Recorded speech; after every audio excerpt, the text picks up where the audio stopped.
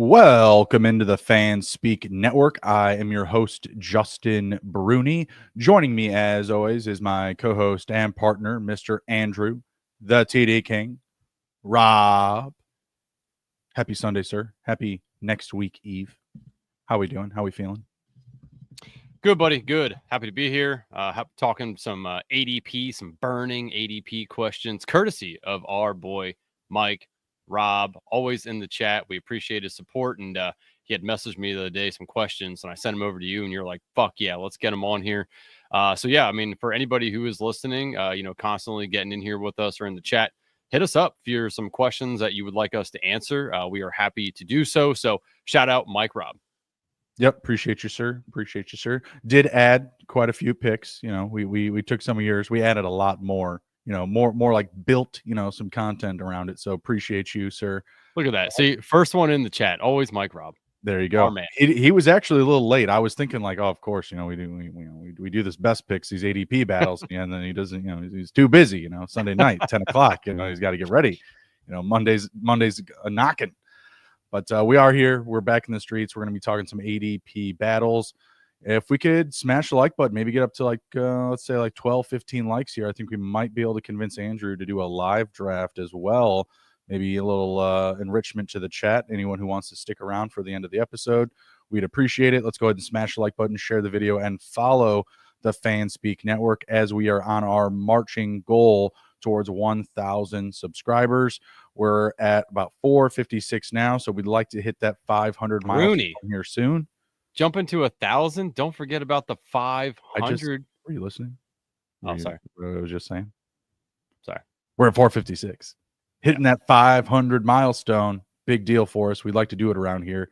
We got a couple of giveaways coming up at that milestone as we march, and we keep our eyes on the prize, Andrew, of 1,000 subs. Cocktail Playbook given out at 500. And 500 smackaroonies. It's going to be a good stream when we get to 500. $500 giveaway and the Cocktail Playbook. Maybe more to come. Help us get there. We can afford it. We can afford it. We swear. Yeah, we're going to get $5,000 checks from the government soon, right? Isn't that what's happening?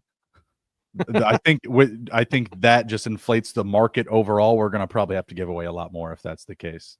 Everybody's walking around with an extra 5 Gs. What do they care about us giving, a quarter of ours away? True story. Unreal. True story. You think you like the price of eggs now? Wait till everybody has an extra 5K in their bank account. The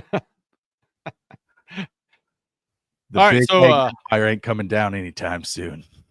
Yeah, I'll probably buy like 5 cartons. Just stack up on them. No, like toilet paper get back during yourself COVID. some chickens. You got to get yourself some chickens in This a is coop. true. No, I got a neighbor. Chickens in a coop. I got a neighbor who has chickens and ducks, and obviously, right now I'm not getting any eggs, but during the summertime he does give us some eggs. It is nice. Does he watch the show? No, he's not much of a. He likes football, but he's not much of like a fantasy guy. So, well, then we can plan about how you'll kill him at the end of the world. When it all comes crumbling down, you're like, well, bro, you've got chicken and ducks, dude. Like, it's not. I mean, have you watched The Walking Dead, brother? Like, I mean, you didn't even watch my podcast on YouTube, and you weren't even a subscriber. Like, we're not pals. Well, I'm not your pal, buddy. You got Chito in the chat saying like the background today. Yeah. It looks like it matches yours a little bit as well. So that's nice. I always love when we can, touch a fan there. Just, Jesus. Hopefully put a little twinkle in your eye. Not that Mike's going to have something to say about that.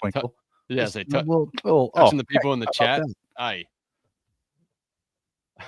We touch Mike Rob's heart every week. All right, let's go down the board here. We're going to go quarterback, receiver, running back, tight end. Feel free to throw in any ADP battles, but know that it is an ADP battle. Don't throw out, I don't know, Joe Mixon and Ramondre Stevenson. That's just not going to work. But Ramondre's at a super huge discount. That just won't work. They'll have to be somewhat close to each other in ADP, preferably within the same round or 1 or 2 rounds. All right, so first up, we've got quarterbacks. I got Bryce Young up against Tua Tagovailoa. Bryce Young, ADP is 142. Tua Tagovailoa, 5 spots ahead at 137. They're both going in round 12. Choose your fighter, Andrew. Bryce Young or Tua Tagovailoa 2025? It's a good question. So is this assuming Tyreek Hill is or is not on the Dolphins? This is your interpretation of who wins this battle. That's where you come in, expert. Where have your ears been? Low to the ground. Dust in the wind. Changing of the colors of the seasons here. Where are you at here? What do you think? Yeah. I mean, today, Tua's probably still the better pick. But Bryce Young's really interesting, right? I mean, he has some pieces around him that could be good. I expect them to add a few more pieces via either free agency or via the draft. Bryce Young, I mean, towards the end of the year, we saw him be much, much better. I mean, if I look at his game log, starting, let's just say after the bye, that's what you want to look for. Is after the bye, he was excellent versus what he gave you before that small break in week 11. Yeah, I mean, if you look after that, he was averaging, roughly 200 and probably 30 yards passing, averaging probably 1.8, 1.9 touchdowns per game. Right. Only had 3 picks in that time frame as well. Took some sacks, which I think they clean up, this offseason. But yeah, I mean, I really like what the coaching staff did with him at the end of the year. They kind of let him open it up a little bit and showcase himself. So, I mean, if they can get him a little bit more pieces, I think that those numbers can hold true, if not go higher, for the whole season next year.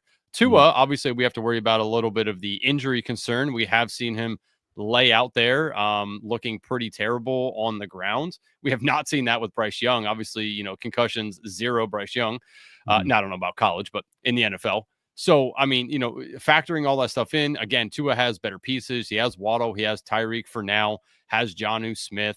The offense is a little bit more of an explosive offense, probably puts up more points than the Panthers will. But on the caveat of that, the Panthers probably still trailing a lot more games than the Dolphins potentially could be, which works in the favor of Bryce Young if they are going to have to pass the ball a little bit more. So as of right now, like I said, I still think Tua probably a better pick. It's really close. But at ADP cost and what I think is going to happen, I will take Bryce Young. So Bryce Young is your fighter. Yes. When I say choose your fighter. Okay. I thought you had it right. I thought you had the Tua pick. So that's good. We have a little discourse here. Tua points per game was QB 15 last year to Bryce Young's 25. Bryce Young is really held up in production by like the last 4 games of the season because he averaged a rushing touchdown per game through the last 4. There was one game where he had 2. There was one game where he had none. And then he had another single rushing touchdown in 2 games. And you look at like the last 3 weeks, obviously week 18 didn't mean much for us, but he was still pretty reliable in week 17, put up a decent amount of fantasy points. I think it was 16 fantasy points. He had a couple of fumbles, but had a couple of passing touchdowns. So that was good. He finished the last 3 weeks, 2, 2, and 3 passing touchdowns. I just don't know if you get that across the whole season. So I think on the whole, if we're looking at the full scope of 2025, they're both healthy. I think Tua finishes with more fantasy points and is a little bit of a better value at this ADP because I think that he should just be going higher. I think this is an appropriate price for Bryce Young. Oddly enough, last year, Bryce Young finished as QB 20. Tua Tagovailoa finished as QB 22. And now this year, that ADP is like exactly flip-flopped. Bryce Young is QB 20, right? And Tua Tagovailoa is QB 22. Like they've completely flipped it around. Bryce Young did have more fantasy points. I think that becomes from the rushing upside at the end of the year. I think he had roughly about 20 or so more fantasy points than Tua in 2024. But I think when you look at the weapons, the necessity for McDaniels and the Dolphins to bounce back in 2025, I think that if Tua is healthy, if he's not diving head first in front of folks, this is going to be the correct answer here in this ADP battle. Okay, fucking game on. Let's ride. Let's fly. Smash the like button. Let's go. You wanna board bet that or? Oh, are we? Oh man, are we gonna do these segments where we're board betting? I'll write it down right now. Handy dandy sticky note here. I think you got to like post it like on the wall behind the Goodell towel though. Oh So yeah, should I get it? Oh, you know what? I'll take this. Oops. Oh God, where's my finger right here? I'll take this down. That is signed by Derek. 2023. Yeah, I mean, Yeah, it's signed by. I only have it up because it's signed by Derek Stevens, the owner of Circa in oh Las yeah, Vegas. So it's gonna that's be why I have worth that up. something here soon. But yeah, I should take that down and get a whiteboard up with all of our board bets on it and hang it back there. So I think that is something I will be doing. But and I'm also going to put down the date for us here. So let's see. So we're going to have Young versus Tua, and these will all just be underdog fantasy points, correct? Mm-hmm. Yeah. Okay. Gotcha. No more to the minimums. We gotta find a better way for that. Like if someone just gets hurt, like we can, I don't know if we want to avoid it or we just take into consideration. I don't know. Okay. That was lame. That killed a few last year. All right. Tua Tagovailoa versus Bryce Young. I feel pretty good about it. Tua's just not have to die. That's all. Just don't die. That's about it, you know. Next up, a little bit different situation here. Baker Mayfield, ADP 89, QB 8, or Brock Purdy, ADP 99, QB 12. Who do you think? Or do you want me to go first here? Yeah, I'm sorry. Say those ADPs again. It was Baker Mayfield, QB 8, ADP 89, Brock Purdy, 10 picks later, ADP 99, 4 spots later, QB ranking, QB 12. That's today. Okay. Go ahead. You can lead off. You want me to go first? Have at it. Oh, too easy. Too easy. Baker Mayfield, baby. Unreal. Coming off of what? Back-to-back top 10 quarterback seasons, number QB 4 last year. Brock Purdy did have a top 10 QB finish 2 seasons ago, but obviously regressed in 2024. I'm with you. We've talked about this before that they're going to pass more, this coming season because we just have, not the safest amount of certainty in the run game. Should be CMC.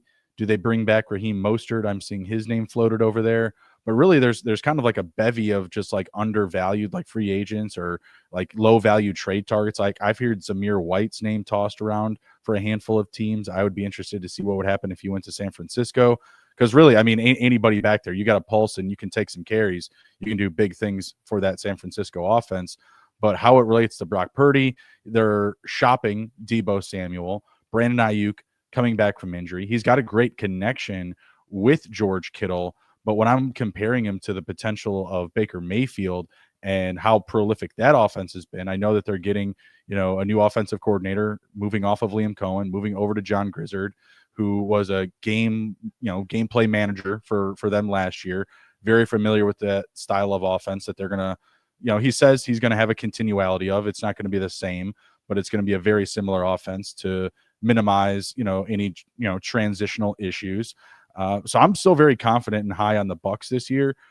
Again, Baker coming off QB 4, top 5 finish, getting him at QB 8 feels like a bit of a value. I'm not sure of like the exact names going over him. I'll tell you in a second. Bo Nix, we've talked about that being an overvalue. Patrick Mahomes, probably a very good answer for someone that could be drafted ahead of Baker, but you have to bet on him making a significant improvement. Joe Burrow, check. Jalen Hurts, check. Jaden, check. I mean, it makes sense to put all these names ahead of him, but yet Baker finished at QB4 last year. I would feel pretty good about that value versus, 4 picks later. We're only talking about 1 round difference, like round 8 to round 9 maybe. And I think I could see Brock Purdy falling more than the chance of Baker Mayfield falling based on the type of seasons that they had last year. So as long as I'm getting Baker like at cost or maybe even a little bit after, if that specific draft room's giving me a discounted quarterback, feel a lot better about it, going into the season. It sounds like Chris Godwin signing an extension. That I'm high on McMillan. Mike Evans is just rock solid, just rock hard, solid wide receiver production right there. I feel like it's a more trustworthy situation. Feel like there's too many question marks really for Brock Purdy at QB 12. Yeah, and I'm with you on this one. It's Baker for me as well. Though I do think Purdy can have some touchdown regression to the positive. Baker Sure. did outscore him by 103 points last year, but Purdy Mhm. did play 2 less games in that time frame. But yeah, I mean, Baker has a better cast because it looks like Debo's probably on his way out of the Niners. Who knows, what that wide receiving core does look like this year. Brandon Ayuk coming off, of injury. Mhm. So yeah, I'm with you on the Baker here. I don't have a ton more to say. I do think it's interesting though. Baker back-to-back years with new OC. Does that really hurt him? Probably not, but maybe a little bit. I think we do have to recognize that Mhm. that is tough to do for Baker, but Baker's entire career has kind of been floated around from team to team, from offensive coordinator to offensive coordinator. So I don't think that it really hurts him, but I do think that maybe we see Baker just take a slight step back, but still Mhm. at where we're drafting him and what his weekly upside is, like he could win you a week. He could have some stinker weeks as well. And obviously we like the Bucks running game as well with Bucky Irving. But I'm with you on Baker here. So no board bet. Anyone in the chat want to touch on a quarterback for us to review? Any ADP battle situation? We're going to move on to wide receiver here. If not, Meg says Baker for her too, but I want plenty of Purdy as well. Yeah, I mean, I'm with her. Like I kind of Mhm. like both. I would like to see what happens with their wide receiver core in San Francisco before I kind of go a little bit harder on Purdy. And then Well, what Stephen if it's? WC, I mean, what if it's Pearsall and Juwan Jennings to start the year, and don't like love it. and like Brandon Ayuk is going to be available like lock stock week 3. They're like, oh, he's ready, but we're just gonna play it safe. No need to rush it. Super valuable. Just gave him a bag. We're gonna wait a couple of weeks and kind of like ease him in. Like I don't Yeah, feel like you might even get a even better discount for Purdy coming up if that would be the case. Like if they didn't really do yeah. anything at receiver. Yeah, and I kind of like that. And obviously we can't forget about George Kittle, a tight end one last year as well. Yeah. So he still has, plenty of weapons around. It's just they're not high class weapons anymore. So it'll be interesting to see what they do. But yeah, I mean, I would kind of like that. I mean, obviously we all know the money is made at the end of the year. So if you have to grab Purdy as probably your QB2 in most situations, if not your QB1 with 2 others Mhm. following behind in the draft. So yeah, I mean, for me, it's still Baker, but I do want Purdy. I did Baker and Purdy in our last draft. Yeah.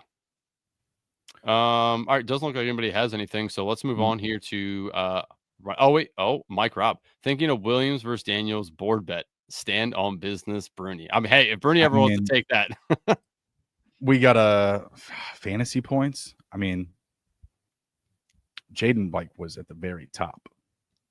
Can I get a yeah, spread? that's a tough. Yeah, a spread like what do you want? 50 points? I think that's good enough for You me. think that would be fair? Hold on, let's see where they finished last year, just so we I can think see. that's good So enough. I think 50 is good enough for me. Jaden Daniels 364, Caleb 260. So he was about 100 points better. Yeah. So I'm good with 50. You, I like how he smiles. I'm good with it. Yeah, we'll revisit that one closer to the year. But Mike Rob, don't let us forget about that because I'll definitely be taking. Passing touchdowns? I mean, You could talk me into a stat really easy, like passing touchdowns or yards. You could talk me into. that Uh, one's probably a I better bet for you, just because Jane yeah Daniels, yeah. does run the ball around the goal line a little bit more than Caleb does. So I think we got to be careful this year. I think what I'm reading in the tea leaves for Ben Johnson, it's going to be a lot more rushing for Caleb this year. that would be interesting. I would put I don't know if there's any early market numbers on him for his rushing prop, but if it was I don't know, 253, I think I'd just easily clear it. I Okay. think he can, I think he's going to have a lot of RPO type of stuff. I mean, they need to get the ball out quick, and I think that's going to be the best thing because he's still really young and athletic, and he's got the legs. Like he can really scoot. I mean, just obviously just awfully unbearable last year. I mean, and like the holding the ball. I mean, a lot of that is play design. Like a lot of it was like, oh, well, we need downfield routes to develop. We've got all these receivers. We've got Rome. We've got Keenan. This is what the playbook calls for. We can't do Screen City anymore. Justin Fields isn't here. So it felt like the offense itself was still counterintuitive to him last year. Ben Johnson's going to nicely clean all that up. Remember, bus driver, Jared Goff, should never even be in the league, to 9th most fantasy points last year. All right. Whisper, give me whisper. Speaking of Dup Airs, very special request for this next ADP battle. So we've got 2 receivers up. I specifically have to already pick one of these receivers for my ADP battle, my fighter, and so does Andrew. And it's been selected for us by Mike Raub, the chat lord in here every week, every episode. He's requested that I defend the honor of Sir Terry McLaurin, and Andrew the same for DJ Moore. Same, but no same. Same, but different. So You go ahead and lead off. Yeah, I'll go first. So we have Moore ADP 32, McLaurin ADP 25.5. So, within 7 of each other. Yes. So DJ Moore had 98 catches on 140 targets last year, 966 yards, 6 touchdowns. Okay, pretty decent year for him, for as much shit as Caleb gets and the Bears get, still had a decent finish. Obviously one thing I like about DJ Moore is Ben Johnson. We just got done talking about Ben Johnson coming over here, what he did with Jared Goff, now what he could do with Caleb Williams. I think that only helps DJ Moore. Caleb has to be better than he was last year, right? I don't see many situations in my mind that I play through where he is worse than he was. I think he can only get better. Definitely easier to stack DJ Moore with Caleb than it's going to be to stack McLaurin and Daniels. So that is definitely a leg up for DJ Moore. Obviously, we know how important stacking is in best ball. So I really like that. Moore is going to obviously have Rome Odunze, maybe not Keenan Allen. We'll have Cole Kmet there. Maybe they add another piece to the offense to replace Keenan Allen if he does leave. I think if Allen leaves, that really helps more, though, because it seems like Allen was definitely trusted within, the red zone. They definitely threw him the ball in the end zone a little bit more than I would have liked. Definitely need those balls to go to DJ Moore. He's a playmaker, right? He's explosive, just as Terry is too. But they're both, very explosive with the ball in their hand.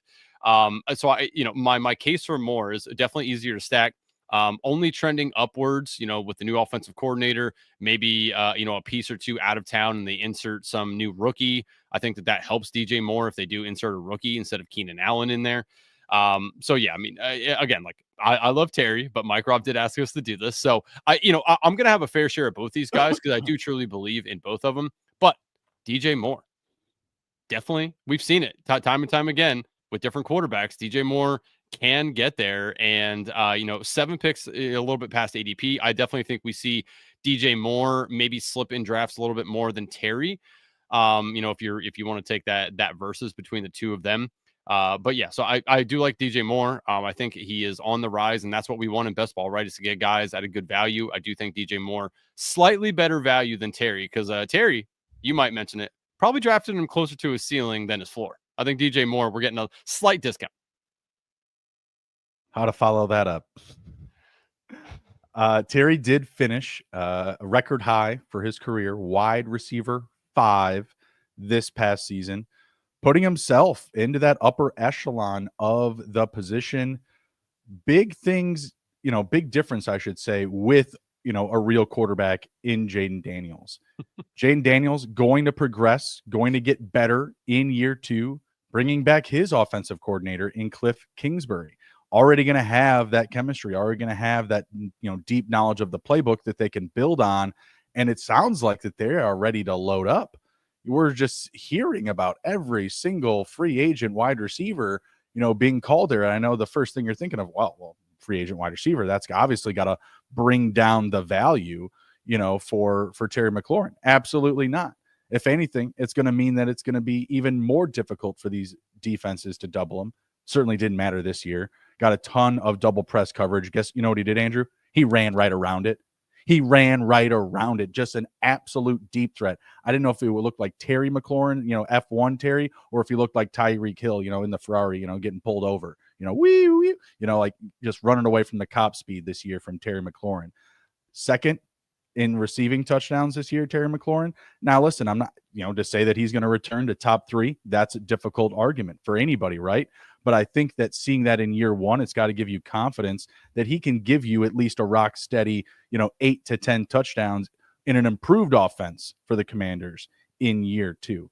Outside of Jaden Daniels getting hurt, and likewise to DJ Moore, if there were to be an injury to Caleb Williams, I don't think Tyson Bagent is going to move the needle as much as Williams. And likewise, if you guys are going to have Mariota or a bridge, backup or a veteran, I'm not sure. Regardless, we've seen Terry be QB proof. When the backups get on the field, when the old men get on the field, when they're bringing in XFL players, doesn't matter. Terry cooks. A little too much volatility last year for DJ Moore and the Bears. Big regression in the targets. Absolutely can't come back up. It's not possible.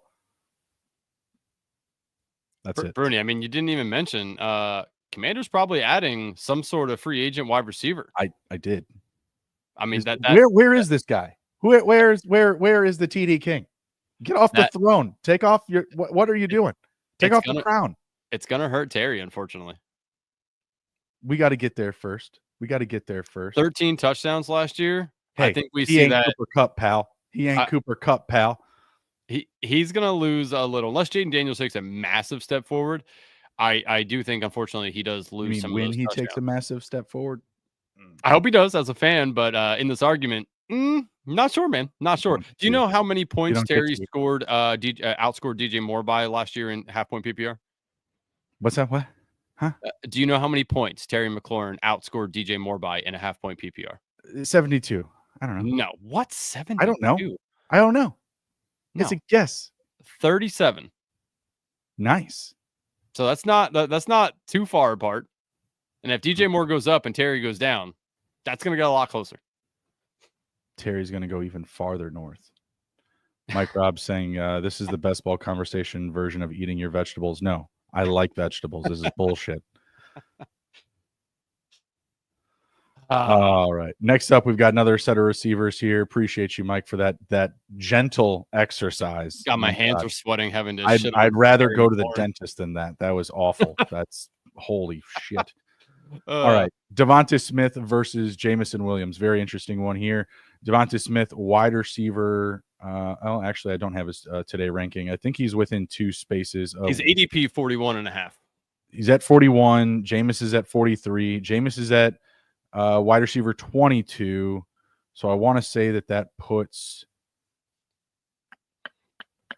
DeVonta Smith right in front of him at wide receiver 21. Okay. So like literally neck and neck, and they're both coming off the board in round 4. I will go first here. I will lean DeVonta Smith just because I still trust the Eagles offense a little bit more.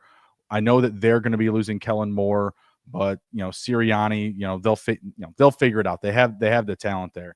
Have a lot of mouths to feed, but you saw like the volatility from AJ Brown down this end of the season, down the backstretch. DeVonta Smith was the guy. And when they're looking for someone with like a volume reception type of vibe, I'm getting that from DeVonta Smith more so than AJ Brown, who's more about the, let's throw it up. Let's take our big shots. Obviously, big play AJ, can be a spoiler any given week. He has that ability.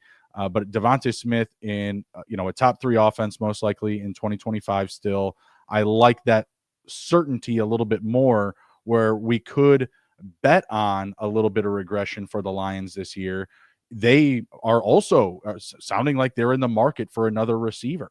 Like they're talking about targeting Cooper Kupp, That would be very, very interesting, reuniting him with Jared Goff. That would be not great for J-Mo. J-Mo's also had a couple of goose eggs. He laid a couple of zeros last year. DeVonta Smith, I'm not sure if he did. I mean, I know that he was hurt at one point, but he doesn't – I feel like he gives you a much safer floor. Both are great deep ball threats, but I think that, again, this early on when you're kind of splitting hairs there, I think you go with the safer and more reliable option. And, just also what we've seen out of him, I'm not sure the target spread between the two, but I have to imagine it's greatly in favor of DeVonta. 91 for J-Mo, and 89. Wow, exactly. I guess it was the years prior. 112, 136, 104 for DeVonta Smith, and he took a dip this year. And JMO still hasn't, come close to those numbers just yet. This year was one of the years I think he was most available. Mm-hmm. So you're taking DeVonta? Yes. Okay. Interesting stats here for you. First off, do you know how many points difference between the two of them in half-point PPR? For last season? Yep. 165 to exactly the same. Where are you looking? Oh, I'm looking at never mind. This is 183 to 165. Sorry. Yeah, so 18-point difference, but that's with week 18 in there as well. They're a little 165 to 176 if you do one. So about 8-point difference or so. So DeVonta Smith last year, 68 receptions on 89 targets, 833 yards, 8 touchdowns. Jameson Williams, 58 receptions on 91 targets, 1,001 yards, 7 total touchdowns. 7 games over 75 yards for DeVonta Smith, 8 games over 75 yards for Jameson Williams. Hurts threw 361 times. Jared Goff threw 539 times. They both have new offensive coordinators, both very explosive. Smith is targeted at a higher rate, but how close do you honestly think that those numbers for Hurts and Goff get? I mean, Goff outpassed him by 170 some targets. So, I mean, do you think that those get a lot closer, a little closer? Like, where do you think that those numbers honestly end up roughly? For JMO? No. For Hurts and Goff as for pass attempts. Goff should have more pass attempts for sure. I mean, when you look though at the spread, like AJ Brown 99 targets last year to DeVonta Smith's 89. It's a pretty even cut in comparison to Amon-Ra, who's got 140 targets, and JMO still only getting 90. You would think that would balance out, but Amon-Ra does have a pretty big priority in the offense. Plus, they have the run game. I mean, when you look at it, you're like, oh, well, they got Saquon, they got Hurts. Those guys steal a lot of the production, a lot of the touchdowns. And then you're going against A.J. Brown. That stuff, a really good tight end. But when you look at the Lions, I mean, it's kind of the same situation. You got a really good tight end. You have, a top 5, top 3 wide receiver, period.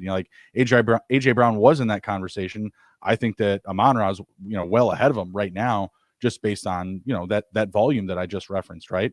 So I think that DeVonta just has a more even split in his offense. And while, the run is going to be prioritized more, it's a offensive baseline that I'm going to trust to stay steadier than the Lions, who I think could regress some, even with Goff throwing a lot. Playoff Goff throwing a lot wasn't a great thing. Last time we saw Jared Goff throwing the ball a lot. Again, not saying that we're going to completely get backdoored to the, ender years of Jared Goff in LA. I don't think that's going to be the case.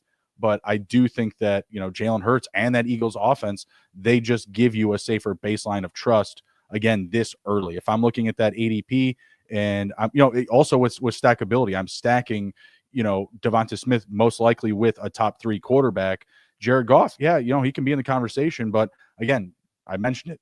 Ben Johnson, he guided him to the watering well, as you like to reference so often, right? He brought him there. Goff's been drinking water. It might be time to throw up. I don't know, too much water sometimes, Yeah, I mean, I don't know, dude. Watering hole gets hot. The thing I always think, I just keep looking at these pass attempts, and now with new offensive coordinators, Hurts probably gets closer to 410. I don't see, and you're saying that didn't the Lions just keep it in house? They just promoted people, didn't they? I believe so. Yeah. So I think that's a very similar situation to Tampa Bay, where, you just have a continuation of year prior. I'm assuming, because again, I don't know the exact names of the hires, but I'm assuming it's gameplay managers, or position coaches, something like that.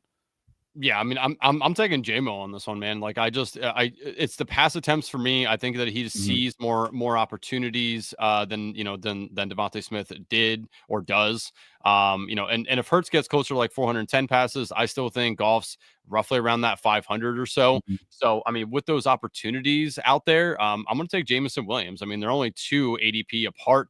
And again, both very similar guys, both very, very explosive, can win you weeks. Both of those guys can have, monster weeks for you. So I'll take JMO, man. I don't think the Lions really add anybody of note. Not saying I think Philly does either, but I do think Philly's going to be the better team. And I mean, not leading or not being behind in games as maybe the Lions are going to be this year as opposed to last year. I think that Maybe. only helps JMO. Lions get back, Hutch, maybe True. I'm sure they'll try to spend money on defense, right? Yep. The whole reason why we're up in the salary cap, just so that the Lions can go buy a defense, make a run. Yep. I'll take JMO. Fair enough. Next one up, this was another request by Sir Michael Raub. We have been given the freedom to make our own decisions here. So we've got Mike Evans, ADP 36, wide receiver 19 versus Marvin Harrison Jr., ADP 34, wide receiver 18. You go ahead first here. All right. So, Harrison 34.5 ADP, Evans 36.2 ADP, both wide receiver ones in their team. Okay. Harrison does have to compete with McBride. Evans is probably gonna have to compete again with Godwin. As the McBride in that offense. Well, yeah, I mean McMillan too, but I think just comparing a counterpart to them having to compete with. Evans, a little bit more wear and tear on the body, right? Maybe slightly a bit more injury prone. We did see him have the hamstring issue last year that lingered for about a month. We had Harrison had 116 targets, Evan had 110, but did miss about a month. So, pretty similar there. Evans obviously would have had more if he played the entire year. So let's go to Murray versus Baker, right? Murray, 541 pass attempts. Baker, 570 pass attempts. Similar ADPs for the both of the respective quarterbacks. With that said, though, it's so hard to get off of Mike Evans because of what we've seen him do time and time and time and time and time and time. And one more time again, right? It is just insane what this man can produce year after year. Didn't even really matter the quarterback. Now he finally has one that has the gunslinger mentality, right? He doesn't mind just throwing it up there to Mike Evans. So I do like Mike Evans a little bit more for, better week to weekly upside than Marvin Harrison. With that said, I do think obviously the Cardinals are probably going to be behind in games a bit more than the Bucs will be. Their run game, it lacks a little bit compared to what the Bucs do. So I do think that helps Marvin Harrison. But until we truly see like a breakout from Marvin Harrison, it's hard for me to pick him over Mike Evans. But it's pretty much young buck versus old dude, right? Like in this battle. So I'm gonna go Evans, but it's pretty close for me because I do think we see an uptick in targets, touchdowns, just better play overall from Marvin Harrison. But again, it's Mike Evans for me, man. I mean, tried and true. I mean, if you're betting on a year two breakout for Marvin Harrison, then by all means, scoop him up here. Not efficient enough last year. And we also saw the inefficiency of Trey McBride in the red zone and Marvin Harrison Jr. I mean, solid, touchdown percentage, 8 receiving touchdowns on 62 catches. Not bad. But to me, I feel like he could even regress from these numbers, at least just from the touchdowns, from the scoring aspect. Like I could see him having a little bit better numbers, a little bit more efficiency. He only caught 62 of 116 passes. That's incredibly bad. He almost missed on the cusp of missing half of his targets. So I'm sure you get a little progression there. Maybe you can clip, the 1,000 yards. It's a longer season now, 18 games. But I don't know if I see him getting 8 receiving touchdowns again. I could see them drafting a receiver. I could see them bringing in a receiver. I see progression for touchdowns for, the run game for Connor, for Trey Benson, obviously Trey McBride as well. Like there's only one way to go for the touchdowns for Trey McBride, and that's north, that's up. So for me, I would also agree with you here. Give me Mike Evans. Really not that much to add on. I mean, you saw, again, you have a quarterback in Baker Mayfield who finished top 5 last year. You have Mike Evans who already finished, 40 or 50 fantasy points higher, than Marvin Harrison, who literally his production's all held up by touchdowns. Only that, 62 catches, 885 yards, and you've got, Mike Evans who just can't stop getting at least 70 catches. Would you put Marvin Harrison Jr. this year over 70 catches? Yeah, probably actually. Okay. I mean, he put up 62 this year. So the idea is that he moves forward. I would be willing to take under 70, 75.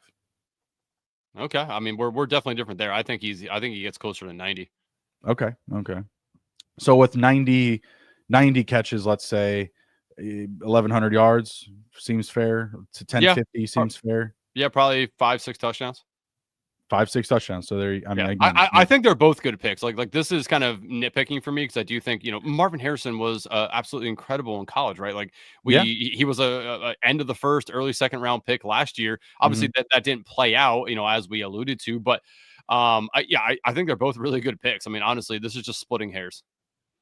I mean, and that's fair. But again, I think that you have to make a bigger bet for success with Marvin than you do, with Evans. Like if you're looking at like the thresholds for them to clear like simple numbers, the odds for Evans would pay you way less than it would Marvin Harrison.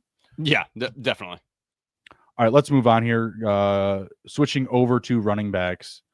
Not very many high ADP picks here. These are, some good sleeper conversations, I think, for the running back talk. We've got Travis Etienne, ADP 103, running back 32.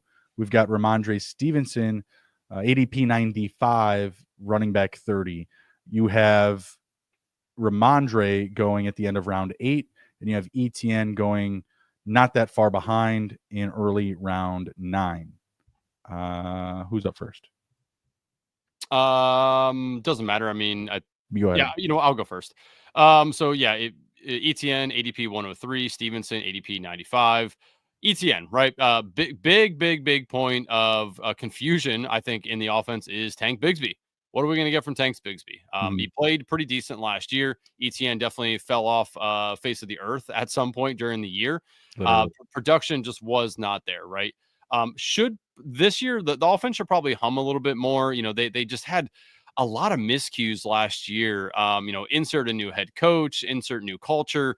Obviously we liked what Liam Cohen had done with the Bucks. I think that he can do that with the Jags. I think that they're going to just have a little bit more of an explosive offense. Now, with that said, though, I do think there's probably a new-ish running mate for Etienne and Bigsby. I think they do get somebody in there. I don't know how much they're truly going to really try to use Etienne in a prominent role. I think if anything, he's just going to be a 1A, 1B, whatever you want to, call it, with Bigsby and then some other guy. Like, I don't know that we see a ton of production from any of these guys, really. I do think that they're probably going to throw the ball a bit more. They have, obviously, my best ball darling, Brian Thomas Jr. They absolutely love him. They have Evan Ingram, Lawrence, still pretty good quarterback, right? Like I'd say he's middle of the pack as far as quarterbacks are concerned. So I do like what the Jags are doing here. Stevenson, better production last year for sure over ETN. The question for him is also new running mate? Question mark. Like I think that they address that position as well. Like he's not getting any younger. I think that there's definitely some tread left on the tires for Stevenson, but both the Patriots are not the Patriots of old, right? They're not like fantastic. Well, they kind of are now again. They're McDaniels.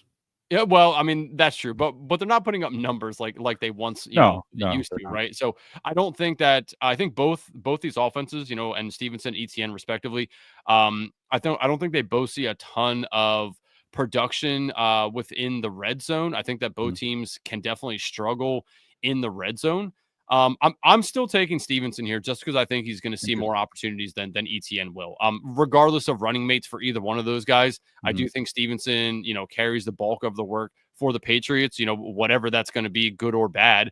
So I'm taking Stevenson. I don't really have a whole lot of good things to say about either of these guys. But Stevenson definitely has shown to, outproduce ETN. And I don't think ETN's just going to get back to his form of old as we saw in like his second year. Like, I don't think that we see that again. Well, yeah. So I am going to take ETN here, and that's kind of where I'm going to like pivot directly to is year 2. He's RB3. I mean, like he top 5 running back, right? And the biggest deal with Liam Cohen was really he completely turned around the Buccaneers rushing attack. It went from bottom 3 to top 3, not overnight, obviously, across the 2024 season. But it was an incredible turnaround. And I think that really is going to be one of the biggest leverage points for this offense is a committed run game to the aforementioned ETN and Tank Bigsby. I am not buying that they are going to draft another running back. I would buy that if we somehow saw them move ETN, but I don't think that we do. ETN right now is coming off the board as running back 32. I think it's within very good reason that he can finish between running backs 16 to 22 and well outplay this current ADP. When you look across the past 2 seasons, yeah, Ramondre, he played a little bit better this last year. He finished as RB 27. The year prior, though, he was only RB 36. And if he does get that eluded, type of competition that we're talking about, I don't know. I mean, I could just see him staying kind of parked in that area, like anywhere from RB 22 to whatever 30, and that being okay because of he's going at an appropriate cost. But whereas ETN has shown us top 5 upside, and if he does have that jump and they're a little bit more efficient, maybe he just doesn't even need the touchdowns to outplay this cost. And for me, that's where I'm going with this fighter. I'm going to Travis Etienne. I think we can, like I said, get into like that, like mid RB2, maybe back end RB or whatever, early RB3. Early RB3 is like what? It's 24, 36. I mean, like Stevenson outscored him by 56 points last year. Yeah, it was a super bad year for him, all of the Jags. I mean, we didn't get Evan Ingram. That sucked. We didn't get Christian Kirk. That sucked. You got Brian Thomas. You're just all happy about that. 8 weeks, Ramondre Stevenson scored more than 10 half point. No, I get it. ETN went from number 3 to 36. He went from RB3 to 36. It's an epic fall, but I don't see why we can't get him to, progress to the mean of, like, again, let's even say RB 18 to RB 25. That's still well outplaying RB 35. Again, a tougher bet for me to make for Ramondre to make like a huge jump to the perspective, like 80, like whatever position rank that I'm talking about for ETN. Okay. All right. Well, that's I'm going to write that one down here for us as well. And he can read. Yeah. Yeah, this one's an easy one for me. Appreciate that. Fair enough. So was Clyde Edwards-Helaire for me last year. Thank you. Oh, geez. Wow. Okay. And so was Brian Thomas versus Coleman for you. We could be here all night. All right. Next up, we've got Blake Corum, ADP 154 versus Ray Davis 157. This is another request from the chat overlord, Sir Michael Raub. I will go first here. I think for me, I'm really just trying to kiss it. I'm just trying to keep, keep it simple, stupid. I'm going with Ray Davis. He completely outperformed Blake Corum in year 1. And if you're buying one of these guys to have a more active role in year 2, I'm sure you could, talk yourself into both of them. But I think what we saw, the efficiency that we saw from Ray Davis thus far, should give us far more confidence to take him at this ADP.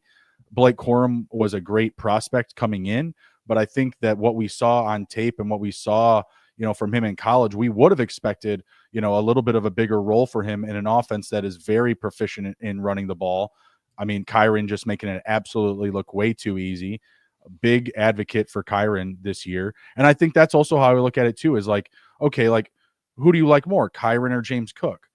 If you like Kyren a lot more, I don't know if you're really trying to run to Blake Corum here. I mean, their ADP is actually, I'm not sure what round it's putting them in. Let me see if I have that board still up. So it's 154. 154 versus 157. Yeah, so that's around like 13, 14. That's the end of round 13 and the beginning of round 14. I think I'd like a little bit more value drafting a player there than Blake Corum, who's only put up like 20 fantasy points last year. So round 13, 14 doesn't seem equitable for him. This seems like a fair price for Ray Davis, who did put up 100, fantasy points last year. Had 6 total touchdowns, 3 receiving, 3 rushing, playing in another prolific level offense like the Bills, having that exposure to the red zone. My, estimation of some James Cook regression this year in the touchdown department, I think that brings up in pole vaults the value for Ray Davis, along the goal line. So for me, okay, so I got a couple of key points here, right? First off, if the main running back gets injured, I think Corum does better. We have seen Sean McVay show us that he just uses his guys, right? So I think that we see Corum have more opportunities than Davis would if the main guy goes down. Davis definitely in a better offense. I mean, the Mm-hmm. Rams at quarterback, we don't even know what's happening there yet. Is Stafford still going to be there? Is it going to be somebody else? So we're not quite sure, what's going on there as well. And, who has more competition straight out of the gate? I mean, I definitely think Davis has a little bit more competition straight out of the gate. They saw, or we saw them use Ty Johnson. Mm-hmm. For the Rams, it was really just Kyron, and then they used Corum a little bit until he got hurt, and then Right. they inserted somebody else. So I think if we're looking at it as we're just trying to draft a guy that could be a winner for us at the end of the year, I think that that's Corum, just because of what we have seen the coaching staff show us that they do with their running backs and Mm-hmm. and the situation. Now, with that said, obviously, like I said, the big thing for Davis is that he's in a much better offense, probably more scoring opportunities for him. If the main guys don't get hurt, then I would agree. Like, I think it's Davis who outscores Corum for sure. Mm-hmm. But I'm probably just taking Corum on the fact of Kyron has been run into the ground, right? Like, I still think Kyron's going to do very well, but if Corum happens to get that lead role, I just think that I'd rather have those opportunities of him running, touching the ball a total of like 17, 18 times than Mm-hmm. what Davis might do as the lead guy touching the ball maybe 12 times. So I'll take Corum here, but again, splitting hairs. I think, without the main guy going down, I do think Davis. My pushback to that would definitely be, we saw what happened when the numbers went down for James Cook this year. The touchdowns went through the roof. And obviously those are what's king in, half point PPR is, scoring touchdowns, 6-point touchdowns. So, I just think we kind of have a classical debate of like, do you go for, like a week 17 home run, oh, well, Kyron's out and like, oh, the Rams aren't playing for anything, it's a frenzy type of scoring game. Or do you go with potentially a safer floor, season long, where you're easily going to get yourself, 2 to 3 spike weeks. You just don't know where. Yeah. Yep. No, I agree. All right. Last up, we have tight ends. First up, we've got David Njoku versus Tyler Warren. I did not have their ADPs up, but I think you said you had those calculated. I do. Warren is 100.6. Njoku is 145. So a big difference there, at least as far as ADP. The rookie going higher. Oh wait, no, hold on. I think Other way around. Hold on. I think I wrote that down wrong. Because Ferguson's Swap. 145. Hold on. I'm sorry. He is 105. Njoku. Sorry, I wrote down Ferguson's for his. So Njoku is 105, and Warren is 100.6. 100.6. Okay, so very, very, very close then. 100 points. 100 is, what is it? Round 9. They're both going in round 9. Yep. So, go ahead. You want me to start? Okay, so obviously we have no idea where Warren is going, right? That is obviously a big factor in this. But with that said, he's a Mackey Award winner. We have seen countless Mackey Award winners come into the NFL and perform very, very well. Tyler Warren is kind of a unique tight end, right? Like, I'm a big Penn State fan, so I watched him a lot. He's like a Swiss Army knife. He just kind of does everything that you ask him to do and does it well. On the flip side of this, Njoku has shown us time and time again to be a very good tight end. He's great with the ball in his hands. He's a massive human being. He has great catch radius around the goal line. And, we saw that, the team and any quarterback that's in there has trust in David Njoku around the goal line. I really wish that this was Jameis Winston, because this would be a smash play for me if it was Jameis Winston back in there. It's not going to be, though, unfortunately. So, do you take the unknown upside of Warren, or do you take what we know with Njoku, though we don't know how well the quarterback position is going to play? In this scenario right now, I think I'd rather take Warren. I'll take the devil I don't know versus the devil I do know. The devil you do know, the disrespected David Njoku. No, I said David Njoku's awesome. Like, the Browns. You're just saying the Browns. The Browns in general and the quarterback situation. Like, gotcha. I don't exactly know what's happening there. So as of right now, I'm taking Warren. I just think that any team that gets him needs to understand that he can do anything that you ask him to do. So please allow him to go do that for you. Give him the opportunity to show you how awesome he truly is. Now, if he goes to an awful landing spot, this was probably going to flip for me. I'll probably take Njoku at that point. But as of right now, give me Mackey Award winner, Tyler Warren. What happens if the Bears trade Cole Kmet to the Chargers and they select him? What's your The Bears thought? take him? Mm-hmm. Yeah. Give me Warren. With Ben Johnson in there, I saw what he did with Sam Laporta. What about like the Patriots? They go back to the double tight end sets. That one's a little tougher. I'd probably still take Warren because I think Warren is definitely at this point better than what Hunter Henry is. Hunter Henry's fine, but Tyler Warren is going to be much better with the ball in his hands. I'll still take Warren there. So the reason that I will agree with Warren at this pick is that he is going to get more expensive when he gets drafted. I think that Njoku, even when he gets his quarterback, he's really not going to. His ADP is not going anywhere. I think that this is a good price for Warren today. He'll have a better price, or I'm sorry, a worse price, a more expensive price in the coming weeks and months. So I am willing to buy it now. But I am still much interested in the safe baseline that David Njoku gives me based on talent, athleticism, and you have to expect that they're going to get aggressive and do something at quarterback, whether it's to get like a fixed hit job on, Deshaun Watson, start planting some evidence, whatever the Ravens are doing to Justin Tucker right now, just like, burying people. Another one pops up. Another one pops up. Another one pops up.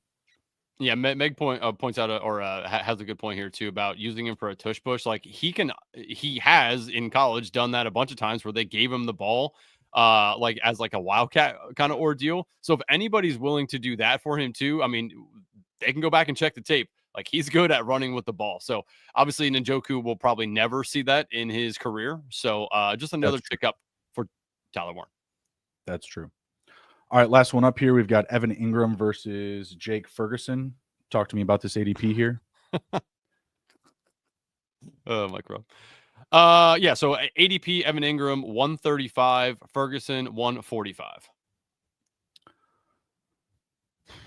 I'm gonna take Ferguson. I actually think that Ingram could be a potential cut candidate. They're paying him a decent amount of money, and Brenton Strange was not that bad for them. He had a decent stretch when he was healthy, and I think he had like 10 yards per reception, little less than a handful of touchdowns.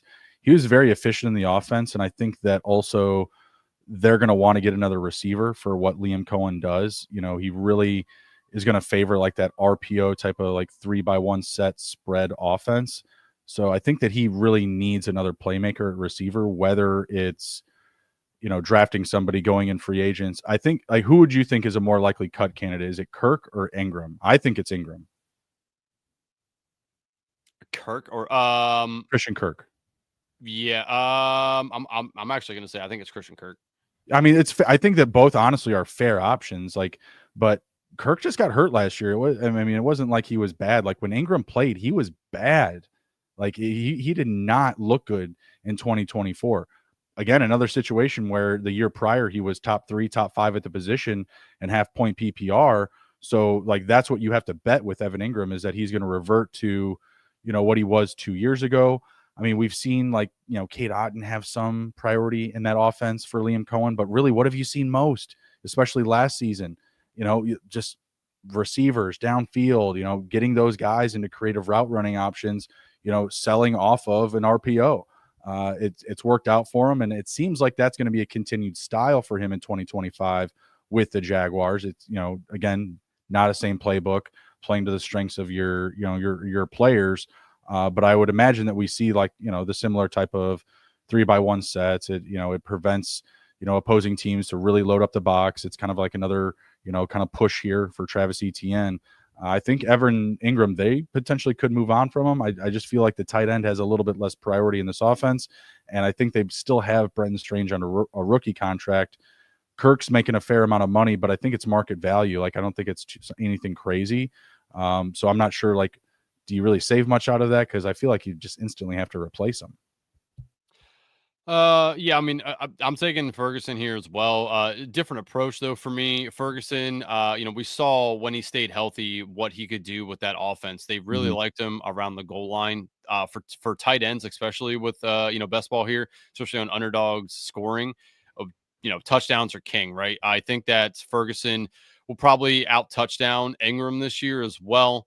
I do think that, when push comes to shove, I hate to say it, Dak a little bit better than Trevor Lawrence. Now, I think that the opportunities might favor Ingram a little bit more. I could see him potentially getting more targets within the offense. But, Ferguson was awesome, 2 years ago. Last year, unfortunately, got hurt, didn't get to play a ton. I don't know. You're kind of splitting hairs a little bit because if you want to go for the route of touchdowns, I think it's Ferguson. If you want to go for the route of opportunities, I think that's Ingram. But yeah, I'm with you. I'll take Ferguson. I just think that he can get back to, form. And, if they're both in their prime form, I like the touchdown upside for Ferguson over Ingram. Yeah, agreed. Mine was just more of a complete attack on Evan Ingram. Bastard lost me a lot of money last year. Yeah. All right, that wraps up our ADP battles. Do you want to do any of the one-offs that Mike had sent that had nothing to do with true ADP at all? Sure. You throw out anything you like. Do you want we get into a draft after that, or do you want to do those while we draft, maybe?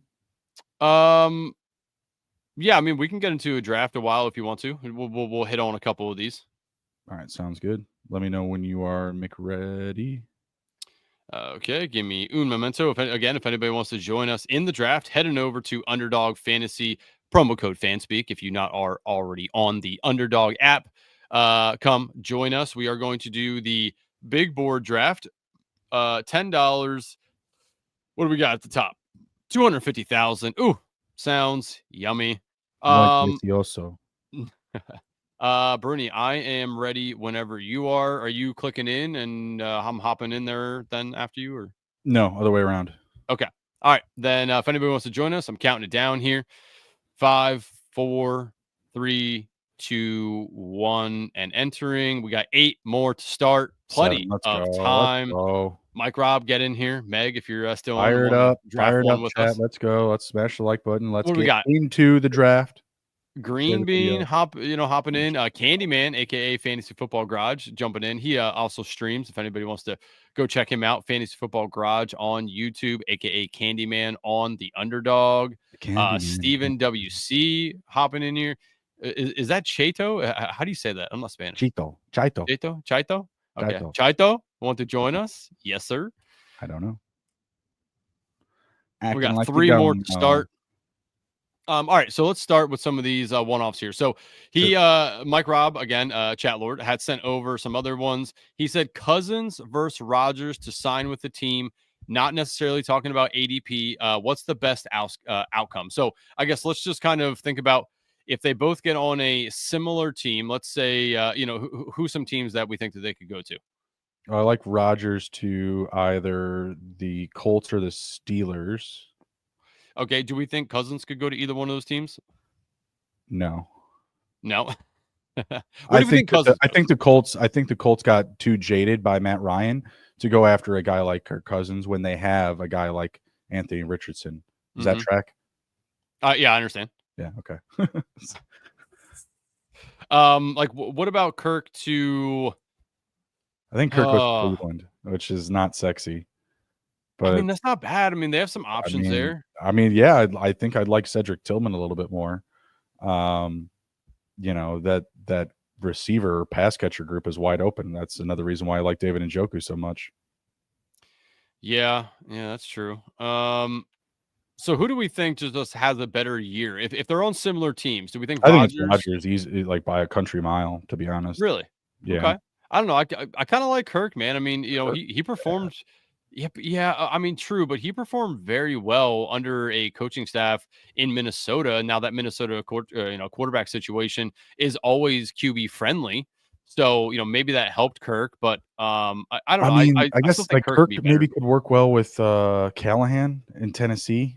With Tennessee. I mean, like he needs a guy that can throw the ball a lot, I guess, and just kind of stand in the pocket. I mean, Burrow always had some rushing upside, but I don't know, like Mason Rudolph, Will Levis, Kirk Cousins. It all sounds like mayonnaise to me, just True. Okay. So I'll still take Cousins, no matter where he goes there. But so next one, I think Rodgers gets the better landing spot, the better talent. Rodgers could very well have Devontae Adams just follow him like a lost puppy wherever he goes. I just, Yeah, yes, I mean that's true. I think that experiment might be over though, honestly. I don't know. I don't know. So he sent us one, Tyler Algier. If he gets traded, he gave us two options, and I guess we have to pick which one we think would be the better option for him as far as fantasy points outcome. Cowboys or Raiders? We're talking about Tyler Algier. I kind of like the Chargers more. Are they bringing back J.K. Dobbins? I don't know. I think so, but I don't think that is set in stone by any means. But so it was, but the Raiders or the Cowboys? Yeah, Raiders or Cowboys. Man, like I would say the Raiders is better because I think that the Cowboys, they still bring back Dowdle. Schottenheimer was, very successful with them last year. Got him to 1,000 rushing yards. I think that they can get him on, a somewhat friendly contract. And when you look at Algier, he actually has a better resume. He has a cleaner bill of consistency, and the contracts and negotiating for Dallas, I don't think that's in their favor to target Algier. I think they wind up actually paying him more or have to pay him more. Dowdle, he had 1 year. He had 1 year of success. Now you got to show that you're not, it wasn't a fluke, right? So I think they give him, something friendly for both sides, and he's back. He's back on the field next year for the boys. I kind of like the Cowboys side just because I think that they have more scoring opportunities if they're, actually decent. Zach Martin retired. That offensive line from 5 years ago isn't walking through that door. This is true, but I do think, around the goal line, if you're taking Dowdle or Algier, I'll take Algier to pound the ball in over Dowdle. So I think as far as that point, is concerned, I think that Cowboys are probably it definitely balances out pass catching upside too, because you also look around and you're just like, well, Brandon Cooks, not amazing. He was healthy or not healthy last year, but still not amazing, right? Jalen Tolbert doesn't blow your hair back. You got CeeDee Lamb, you got Jake Ferg, but I think that you really need a guy like Dowdle in the passing game. Yeah, you want to pull up the board a while? We'll see. We got one more to start. I'm still waiting. Once the last person is in, I'll pull it up because I can pull up the full screen version. Mike Rob, do not clip that. He's going to clip me saying I like the Cowboys. Do it. And then he just an interesting one here. He says, eliminator versus weekly winners. Like, what's our best pick? Like, which one of those contests? I guess weekly winners. I really don't do either of both. Like, I think I probably get like one of each. Like, I'm not like a big proprietor of either. Big supporter. Go get you some. If I had to say one I like more over the other, it'd be weekly winners. I think the concept is awesome. Kind of being able to get yourself a DFS guillotine league, baby. Yeah, to get yourself in a position where you could just win, big money every single week. I like the idea, and I like the way it forces us to just draft differently, unique teams, take chances, do weird stuff. I know I love to do weird stuff. I know you guys are like, you follow the straight line, the straight and narrow. You and Mike Rob, Boy Scouts. I can never convince you to do something crazy, get a little dangerous. I know. I like to do weird stuff every now and again. Someone fill this draft. Someone go grab their grandma and fill this draft. What are we doing here? I'm going to take Eliminator here. I've done weekly winners last 2 seasons. I do like it, but the more I think about it, right, I think I'd rather just take that money I'd put in that and just go do battle royales. Sure. Yeah, I mean, your team could easily get boned by injuries with that. I mean, the eliminator is fun. That's what I do. So I like 100% agree with that. Like you and I do way more. At least I do. I don't know about you. Maybe you do some more weekly winners, but I do the battle royales during season because it's our job. I think I did 10 or 12 weekly winners last year. The eliminator is just more fun. It's you can. There's a wide range of possibilities that you can go into a draft and draft a team with the eliminator.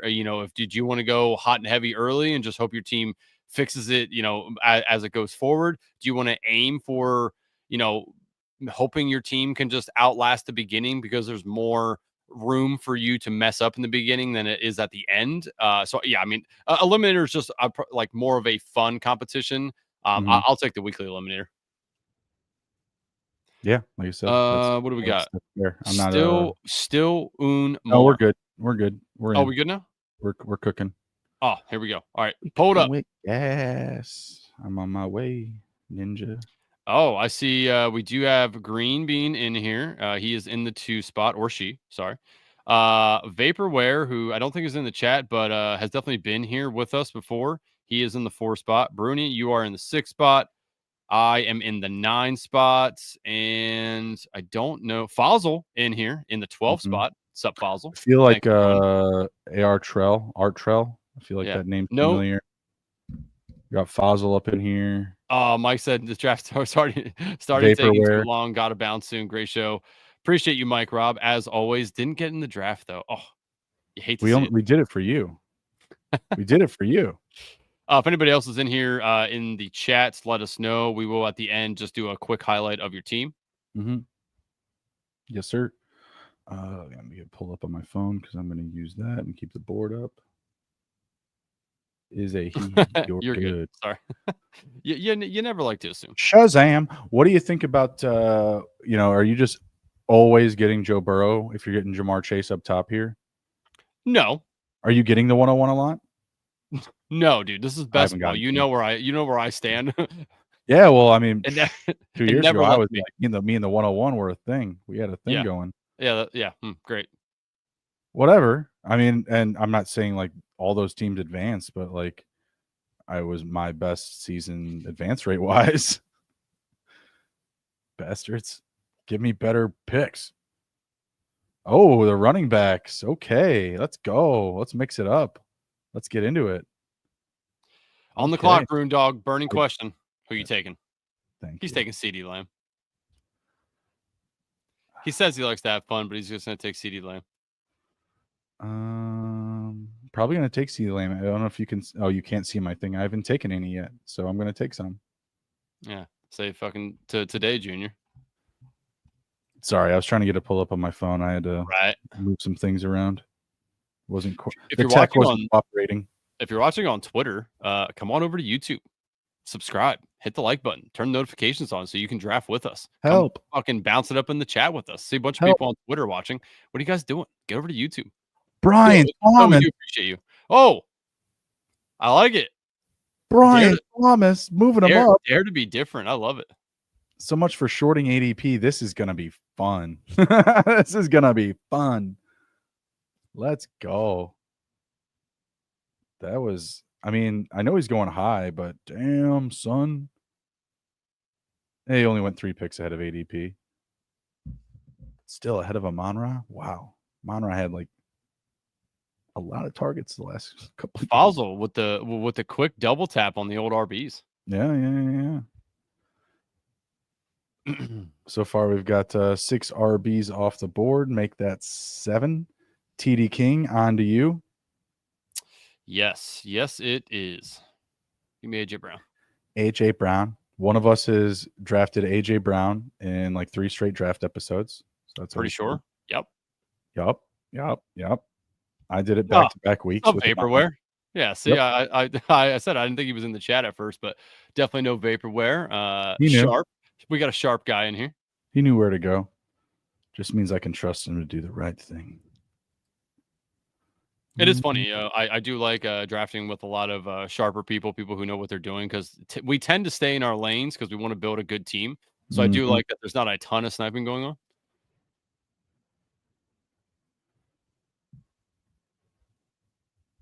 Took CD and Tyreek. Let's get these 2023 vibes back up in here, boys. Or they can just trade Tyreek to Dallas. Oh my God. Yikes. Could you imagine? Would not like. Could you imagine? It's a total Jerry move.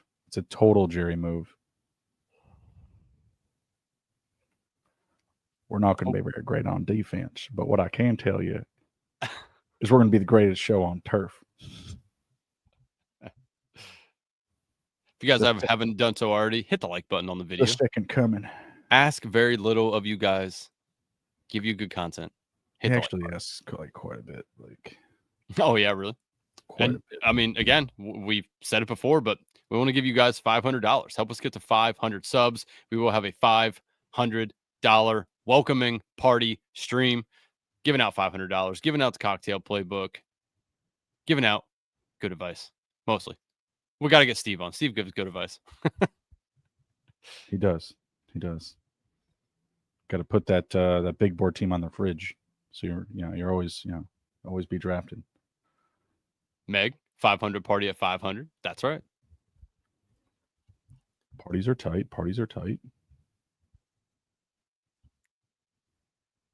See Josh Allen, first quarterback off the board. I think we're going to start seeing some more weird stuff here. There goes Jaden at 2 over Lamar. I like that team. D squad. Yeah, he had to take both of those guys ahead of ADP, I think. I mean, that's how you get them stacked up if you really want them. You have to pay the price for that. It's one of I'm doing a write-up about like elite stacks and which ones you want to buy.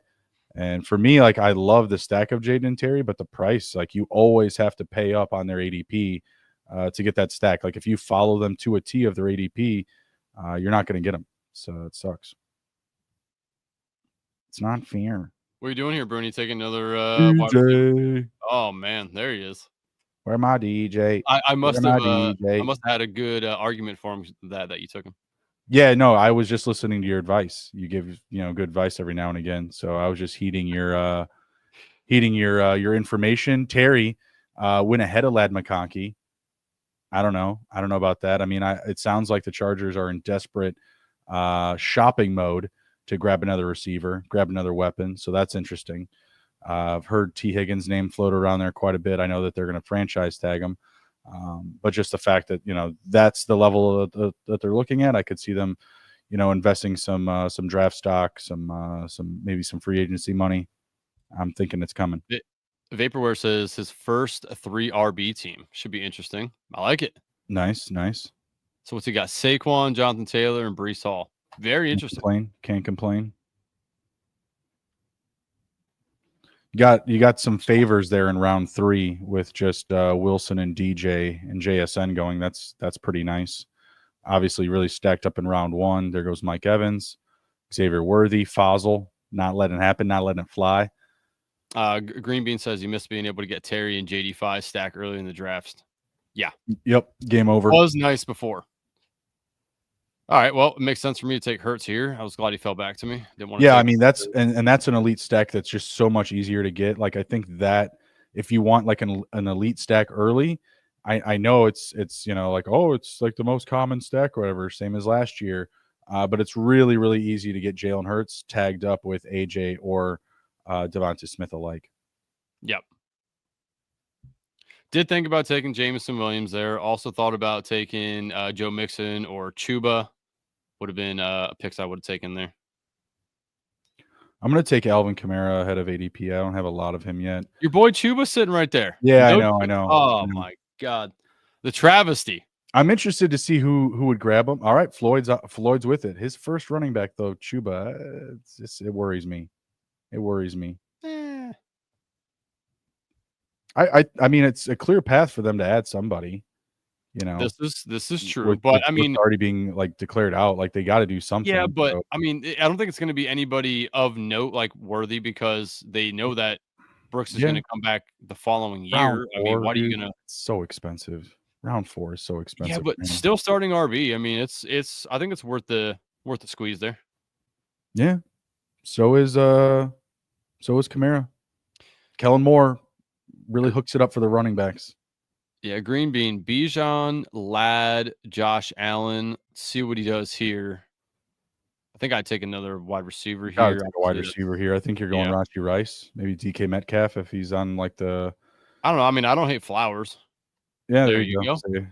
I like that. That's been a pretty consistent pick, like round 4, round 5. Zay Flowers, pretty consistent. RB's just so much more expensive. I was surprised to see Chuba go the very next pick, though. I would have thought that he would have fell past the turnstile. I mean, people saw what the RB landscape looked last year. Yeah, it's right. They just outscored wide receivers, as a whole.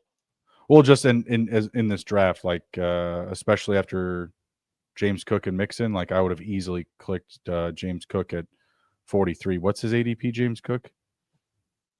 That would have been a good fall, I think, for him. Good question. Cook is he's 38. 30. He's 34. But if I got him at 43, I mean that's a home run. Oh no. Don't know what I'll do here. We'll see. Rashi Rice, Tet McMillan, Green Bean back on the clock. Thinking receiver here again. Yep, Cortland, Sut, good stuff. Good call. I've got a couple of ideas here.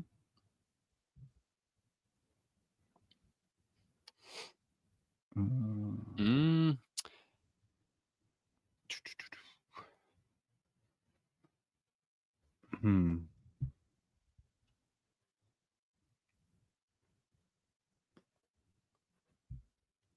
right, 54. I'll take Jordan Addison. Did not have enough Jordan Addison last year. Also, my first share of him. Possible regression candidate. Go back and watch our regression episode if you haven't already. Yeah, I mean, I think the touchdowns are what are coming down, but I think we can see a consistent upkeep in the receptions and yards. Tough for any receiver to do 10 plus touchdowns 3 years in a row.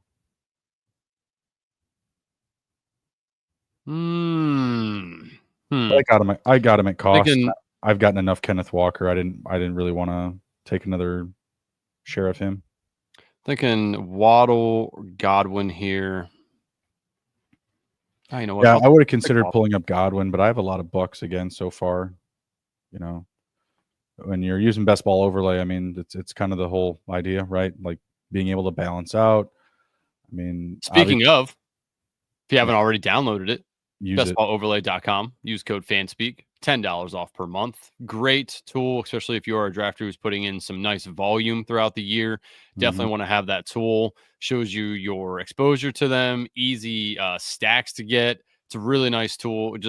Check it out for a month. If you don't like it, there's no contract or anything, so you can get rid of it. But it is very, very, very nice. Yes, sir. Yes, sir. And like you said, we save you the $10 off every month, so that's awesome. But yeah, I mean, that's the whole point. Like when you're using these type of tools, it's, use them, balance it out.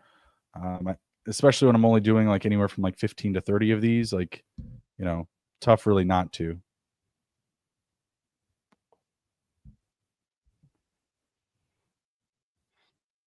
Bruni, do you think it's a good idea to take a little bit more rookies in the big board with the unknown landing spots? Like guys, do you think that can rise up? Value one, yeah. So I just took Travian Henderson there. I was really considering taking David Montgomery, but I think Henderson's going to rise up the board if he gets a good landing spot. I don't think Monty truly goes up the board a ton. So in the big board, that's kind of what I'm trying to do here is take some of these rookies that I think can go up. In BBM, I'll definitely have a fair share of David Montgomery again, but I think for the big board with the unknown landing spots, it's kind of nice to take some of these rookies.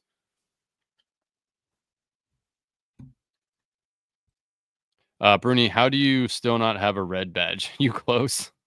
Yeah, we're close. We just got a new head of the FBI. They're gonna clear my file in the deep state. We're gonna be fine.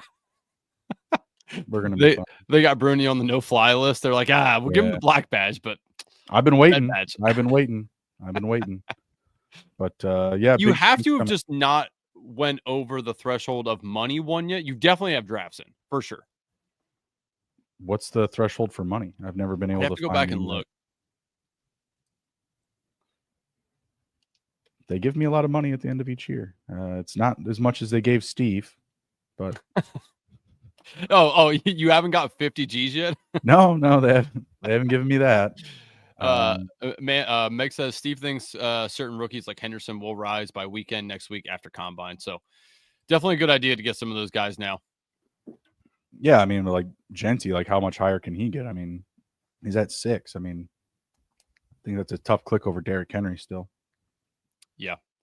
Bruni, you want to scroll down the board slightly just to open that up a little bit more? Not really. Appreciate you. There's not even picks there yet. Whoa. Relax there, Tonto. Relax there, Tonto. Yeah. You don't want me to jump on it? No, what the hell? Tonto, jump on it. No? Okay. Okay. No. Okay, man. Okay, man. Do you know what Tonto's from? The Lone Ranger? Yes, that is correct. Well, yeah, but then there's the song Tonto, jump on it. Jump on it. Yeah. Dun dun dun dun dun. Yeah. So you do know. Of course. Come on, man. What do you think? I live under a rock? So you do know. I just didn't know if you knew about the Lone Ranger. I don't think you know about much. That's my thoughts on that. Should we go back to last year's advance rate? Sure. Should we? I mean, how good is the how much of the history can we use? Is it only the 1 year? Dude, you can go back the last 3 years if you want. Well, year prior. There's same but not same.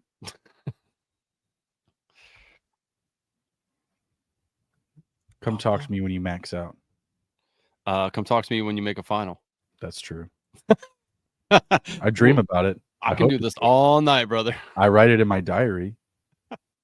It's funny, like you're a sharp, haven't made it there. Dog Pound, also sharp, that does a ton of drafts, hasn't made it to the BBM final. Like it is, that just goes to show you how insanely lucky and hard it is to actually make a BBM final. Like Jake Wiles did 26 BBM drafts last year, made the final. Like just got to get lucky. You had to bring up the 26. He did. I know. I was like, God, this fucking guy. The hell? Yeah, it's tough. We're gonna get there. We're gonna get over the hump. To the top 3. Give me Mbuka.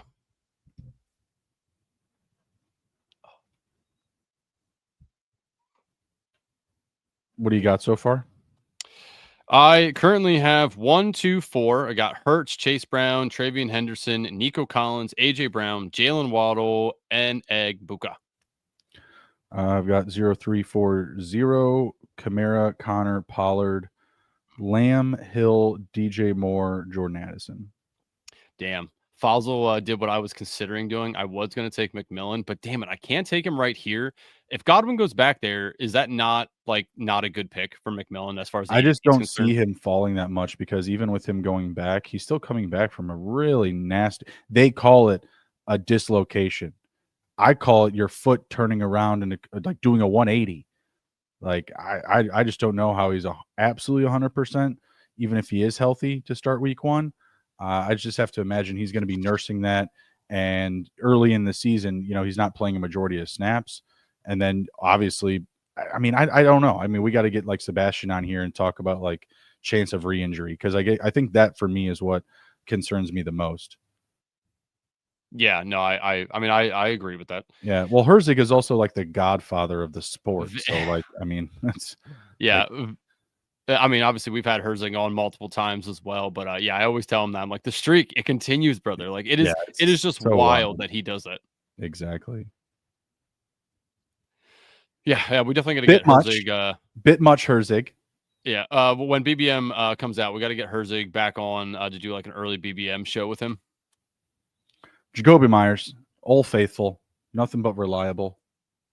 I took Mark Andrews. Do you hate it? Jesus Christ. Cat's headbutting the damn microphone. Get a life, dude. Get out of here, dude. Get a life. There's his tail. He's an asshole. No. Mark Andrews, regression candidate. We talked about this. But in round 8? I mean, it's not like we're drafting in round 4. No, you're right. You're right. What's his ADP? Did you get a little value? No, I think I drafted him slightly right on the nose. Yeah, ahead. Yeah. Right. No, right on 88 for 88. Oh, okay. Yeah. Which is fine. I think that you're getting better value in him. But yeah, I mean, held up by touchdowns, that long stretch of touchdowns. Isaiah Likely, ish breakout last year, when the receivers were going down, Likely's number was getting called more so than Andrews. Yeah, touchdowns regress, and I think we're seeing him at one of his lower levels if he's going to be with the Ravens would be interested if they did move him. I've seen talks about that. I think it's an overreaction to the like dropping the 2-point conversion, but he's like their best tight end in history. Like he has like all the records. So I am also hard pressed to believe that he would get moved. I think that we're really just looking at the obstacle of Isaiah Likely and maybe adding an additional weapon, at receiver, which they definitely need. Yeah. I wonder if they involved Tez Walker at all. Like, they didn't really their rookie last year.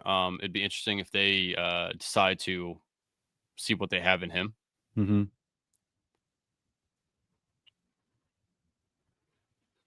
ETN getting sniped. A couple guys here I like coming up. See who all falls to me here.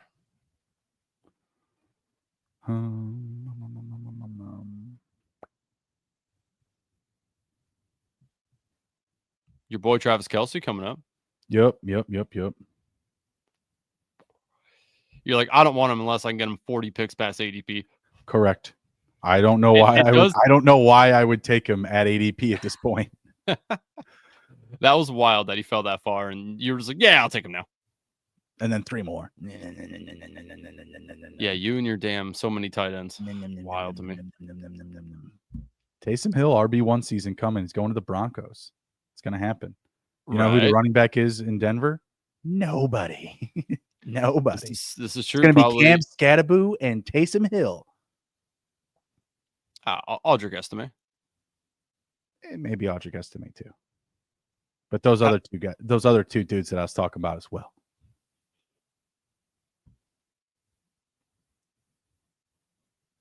Going to come in and ruin Bo Nix, Taysom Hill. He's on the way. Jesus. To hand deliver your regression pick and Bo Nix. That's right. It's a good pick. QB7 feels a bit rich to maintain. Just a bit outside. Just a bit rich. Michael Shipman. Really would love him to bounce back this year. Yeah, Shipman. Yeah, no, it was bad. It was poop. It was poopman. Yeah, that was a fade I had correct last year. Did not take a lot of Michael Pittman. Yeah, really sad that they sent out. This one's for you, Meg. Give me Cam Scatahoo. Scatahoo's your daddy? Maybe. Probably not.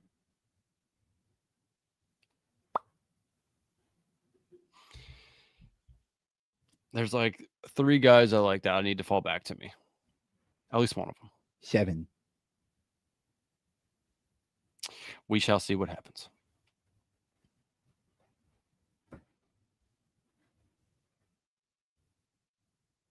Is Diggs still Houston next year, you think, right?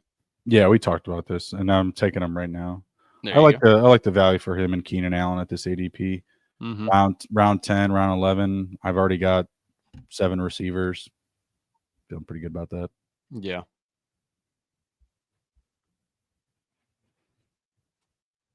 Yeah, my receivers are Lamb, Hill, Moore, Addison, Myers, Cooper Kupp, Stephon Diggs. Time to draft some rookies. Yeah, you might want to do that. You tend to not draft a ton of rookies, though. I've noticed. Not this early, I don't. Yeah. I still feel like there's value in doing. I get my sprinkles in. I like to counterbalance it with value-based experience. Like I said, you get these guys that also will go up in cost when they have landing spots. You see that they've got kind of like the clear bill of health, earlier return dates. Oh, this guy's making great progress. Oh, this guy posted an Instagram video, cutting corners, running around garbage cans. Oh, he's up 8 spots. Like, oh shit, damn, that was Stephon Diggs. Damn it. Mm-hmm. He looks fine. Poop. Oh, Cooper Kupp goes to somewhere fun, cool. Maybe it's also indoors. That'd be nice. He's looking good. Oh wow, round 9. Where did that go? Where? When and where was that ADP? Oh well, it was in February. February. The ADP versus here, Herbert versus May. Herbert should definitely go in front of Drake May. Yes. Yeah, I think so. I think you see a better year out of Drake May, but the efficiency that we saw year one from Justin Herbert was just wow. So if they can improve and they can move the needle north on the total passing touchdowns, Justin Herbert could be an immense value here at this ADP. Don't do it, Floyd. Don't do it, Floyd. Don't you do it, you son of a... Don't you do it. Don't you do it, Floyd. I know where you live. You're talking to a guy that's not even up. I know, but he's about to be, and he's the guy that's going to do it. You watch. You don't He's think the guy that's going to do it. You watch. Going to take him? Not Vaporware, because Vaporware is sharp. I know what Vaporware is going to do. He's not going to take him. But Floyd does not have a badge. This is Floyd's third draft. He's eating his Funyuns right now, and he's about to do it probably. Don't you do it. Don't you. Oh, you took Trevor Lawrence. Smart man. Smart man. Whew. Thought he was going to take my Dak and CeeDee Lamb stack, that bastard. I knew he was going to take a quarterback, but would have been mad. Would have been mad if it was Dak. Oh, fuck. Duck. God, I needed CJ Stroud there. Oh, brutal. See? You knew I wasn't going to do it. You know I wasn't going to do it. You know that Ryan probably wasn't. Did not love that for me. Trust in your brothers who live by the badge. Even if those said brothers will segregate you into said colors of said badge. Bastards. You know, they did like a psychology lesson on this, like the whole, like, you know, blue eyes versus brown eyes thing. Oh, really? Yeah. And you fell into the wrong side of this psychological experiment, dickhead. God, I can't believe they took CJ Stroud. Oh, brutal. Do they at least, was it something that you stacked with? No. I mean, Joe Mixon, sure. Okay. Sure. It's a stack. Brutal. You'll get over it. Relax. Do not love. Relax. You're fine. It's fine. You're fine. Do you know how to do this or no? Yeah, that sucked. I was sad last week when, you know, I lost Jalen McMillan doing a draft here, you know, but someone was probably peeking their head over the fence. Oh, what are you going to do? I'm going to take him. I want to take him. This guy's in front of a camera, and I'm going to put him on tilt. All right. I didn't appreciate it because they won that. That was correct. Please don't do it. Don't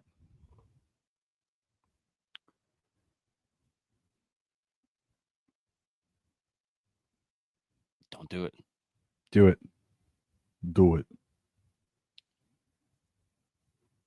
Are they auto picking? Oh, thank God. All right. At least I got another stack. You have Jalen? Yeah. Yeah, I was gonna put him with Tyreek. Oh well. Well, you could have if homeboy left me CJ Stroud there. Yeah, I went Ferguson, so I got Dak, Fergie, and CD. There you go. Probably get down. I like it. You see, you did what we talked about, Ferguson over Ingram. I mean, now obviously it makes sense for you to do that in your build. Oh yeah, I have his stack. I think Ingram could be in a good spot if he did get released. I think he would be sought out around the league. Oh, by the Giants? Probably not. Probably not. There goes Dowdle to Floyd. He did it that time. You bastard, Floyd.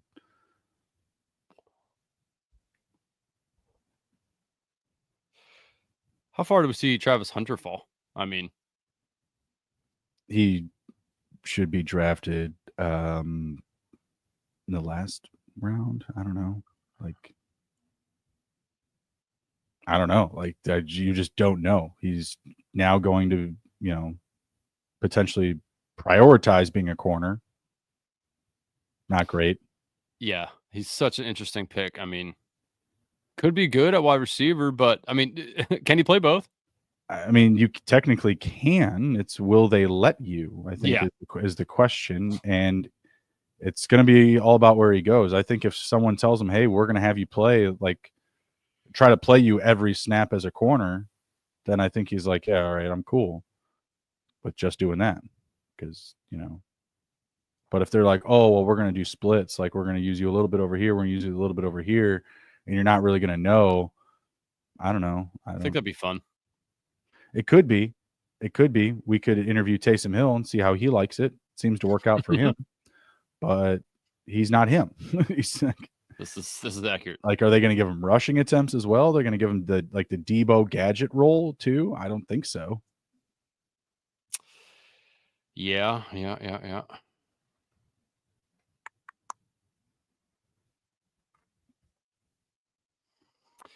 All right, I got to get myself some wide receivers here. I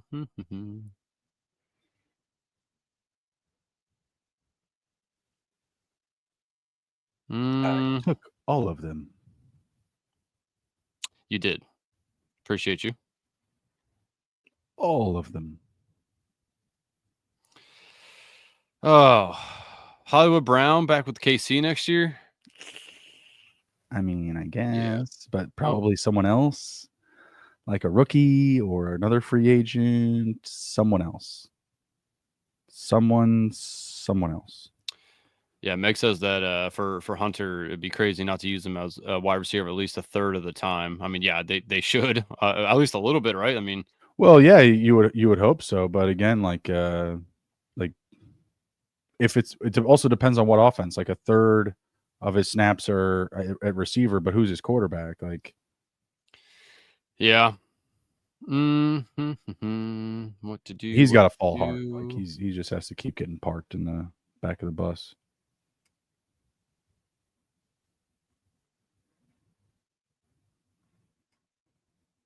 What you doing? Take Jordan Whittington. I mean, if Cooper Kupp isn't there, should slot into a decent role. Yeah, I mean, I still like DeMarcus Robinson a little bit more there. I know you do, but yeah, I mean, he was good when he got opportunities, like legit opportunities. But like down the stretch, he was playing snaps and just couldn't buy a target. Maybe he was the one that run the Staffords out of town. Maybe he slept with the missus. Oh, geez. I don't get why that lady's popular. Like, she got popular because like she went on a talk show and was like, "Oh yeah, I cheated on my NFL quarterback husband in college with his backup." Well, she also helped the lady, the photographer, when they won the Super Bowl, and she fell off the stage. Matt Stafford helped her. She kind of like pushed Matt Stafford to like do something for her. So Matt Stafford walked away. Yeah, he did. He was like, nope, not dealing with that right now. I am too high on life for that right now. That person just died. You know what, man? I'll just take the shot on him. Fuck it. What was the ADP fall there? Pretty good. He was ADP 129. I got him at 160, so 31 pass. Nice. There goes Blake Corum. Garendo just went. I'm gonna go with Tyler Algier, Old Faithful. Yeah, lands on the Cowboys. Mayhaps. or Raiders. 1571, just like Mama taught us. I am currently at 2561. Sure. Yep. It's a methodology. Sure.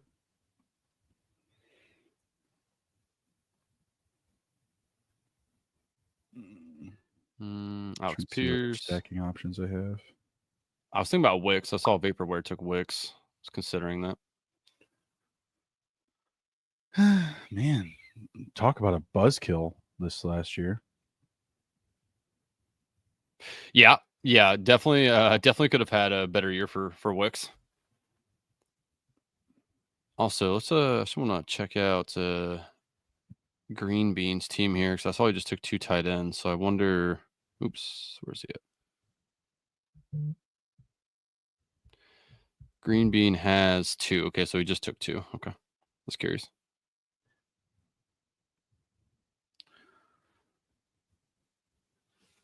I think I'll get this next guy. I think I will. It's not Adam Thielen, I'll tell you that. Oh my God! Finally, you're listening to me. Holy hell! It's not Braylon Allen, I'll tell you that. Let's see. Oh, I don't know. Someone might here do it. I think someone's going to do it. I think it might be D Squad. So I think you're taking one of these old. Wait, hold on. Let me look at your team again. Oh, yep. I think I know who you're taking. Okay. Do you see the potential backdoors based off of previous discussions? Yeah, I mean, you just need people. What 2 people to not be auto drafters? Yeah. Oh, So there you go. Say it. Sammy D. Yeah. Because again, I if he does go back to Minnesota, you have the Addison connection, but I'm in the boat that he goes to Vegas, and I've got Jacoby Myers. So Playing both sides of the door. I like it. I'm trying. I'm trying. I'm trying. Yeah, I feel all right about that. And my other receivers need a cornerback. I mean, how can I pass up on a man that I think still has a great ADP? He has fallen a little bit, and I just don't understand. Give me Zach Ertz. He's back with the Commanders again. Yeah, like he's fallen like ADP. He was like 170 something. Now he's 182. Interesting. I mean, if he's back with the Commanders again, how is this? He will be not a tremendous value. Yoshi. I do like that as well. You like the Yoshi pick at 179? I do. I mean, I like it a lot more if T. Higgins wasn't there. Well, that's what you're banking on, right? I think he's going to be there. I still think he can have a couple of spike weeks for you, even with Higgins there. They liked him. I mean, hell, they like him a lot better than Burton. No points if you got the quarterback, but that's about it for me. I'll take Wandale Robinson. Juan Yale.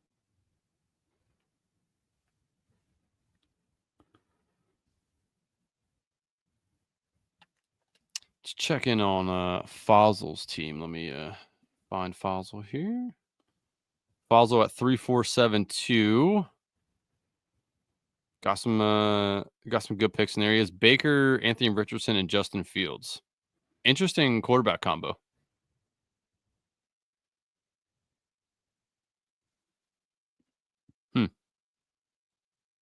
He pretty much has the entire Tampa Bay receiving core outside of Cade Otton. He has Baker, and then with Evans, Godwin, and McMillan. Don't like that. I mean, if Baker has another QB4 year, I mean, you're probably having 2 guys that you're potentially playing every week from there. See how many receivers he goes, but having 3 receivers out the same week still, right out the get, not being able to pair them up with anybody this early, you could easily be out like 5 receivers in a given week. Very true. Very true. We just don't have the buys yet. Yeah. And we've talked about this before. Just overstacking is just, less than EV. Could it work out? Sure. Says Godwin may not be in Tampa Bay. He might be in Commanders. Oh wait, yeah. I mean, that's true. I'm a big McMillan guy this year, so it's not that I'm hoping that it'll happen, but I think it's doable because of how well McMillan played last year and kind of showed like, hey, like I can be the guy in this offense. Mm-hmm. Talk about an amazing finish to a season. That guy was absolutely on fire.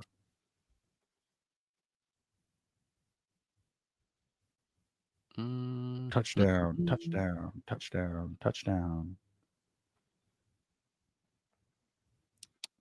Another one.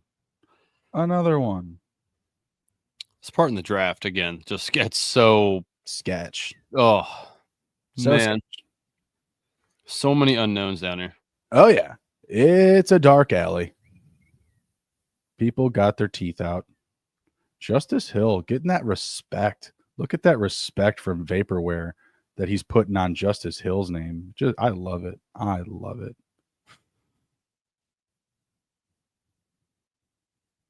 do think it'd be interesting to see Godwin on another team, though. Oh, yeah. Absolutely. I mean, you're begging, pleading the universe to put him on Kansas City. I think he'd be amazing. I mean, this is 26 picks. Yeah, 26 picks. But I'll take Store. Fuck it.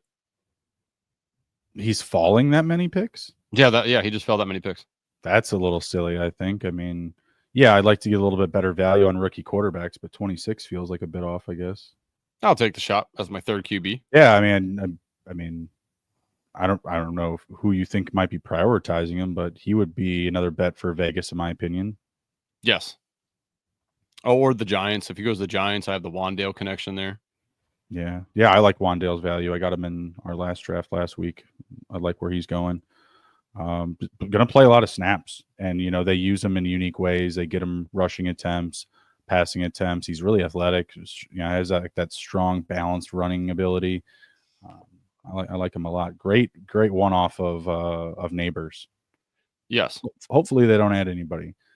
If they do, then he'll probably. They still have Jalen Hyatt. They do. Yeah. Yeah. But it kind of sucked last year, like quite a bit. He took a step back. Yeah. He went down. A little bit. Went down. Regressed. A little bit. Well, year prior too, there was just no one else there to catch the ball. So I have a problem coming up here. No, you don't. A guy I like and a guy I should take because of a stack. I think I need to take the stack. Yeah. A girl you're like, but a girl your parents found for you on Christian Mingle. Huh. Not farmers fuck or whatever it is. I mean, whatever you're into. I mean, if you want to throw, whatever you were on, Andrew. I don't know. Coming up here, I like Tez Johnson a lot, but Malik Washington is there, and I have Tua. If Tyreek is gone, might be a decent pick. Oh boy, you know what? I'll stick with what I should do and take the Malik. But I do like Tez Johnson a lot. I've said that in multiple shows. Okay. All right. I have taken Tez Johnson, decent amount so far, so I feel it's okay to pass on him, but I like Tez Johnson. He whispers. And Andrew likes to whisper. I was on Tank Dell's rookie year too, as a late guy, and that worked out. So I don't know. Tez Johnson it feels like him to me, depending on where he goes. That led people to drafting a lot of Tank Dell last year, and this is true. But there goes Tez Johnson. Good job, Vaporware. Well done. Let him know. You gotta let him know, boys. You gotta something about him. I just have a good feeling about Tez Johnson. I will be taking him in probably all of my dynasty leagues. I think what was it, Steve, that put us on to him and Bo Nix being like best buddies? Yes. Yeah, they live together. Yeah. Yeah, so I think if that winds up panning out, I think we're screwed because I think the Broncos are going to get all sorts of stupid, weird weapons like Taysom Hill, like maybe Raheem Mostert, Keenan Allen. I don't know, and Tez Johnson. You're like, oh, Jesus. And I just want Cortland Sutton to do good, I don't know. I feel like the Broncos are going to be annoying. I'm kind of surprised that you took Estime over your boy Chubb. I think Chubb, you just sit on it. I don't think his cost can rise immensely. Just keeps getting hurt. Even if he's picked up by a team, he's going to have very little to no work in preseason action.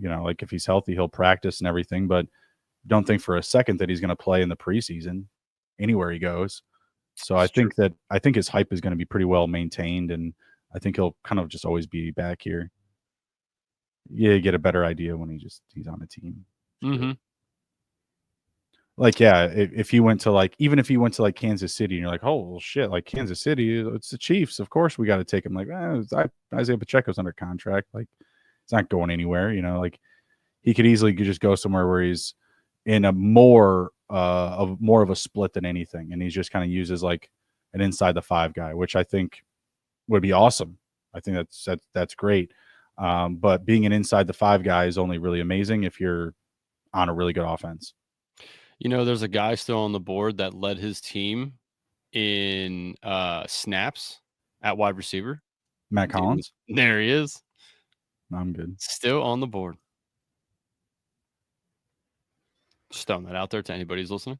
Mm-hmm. The shoeless wonder.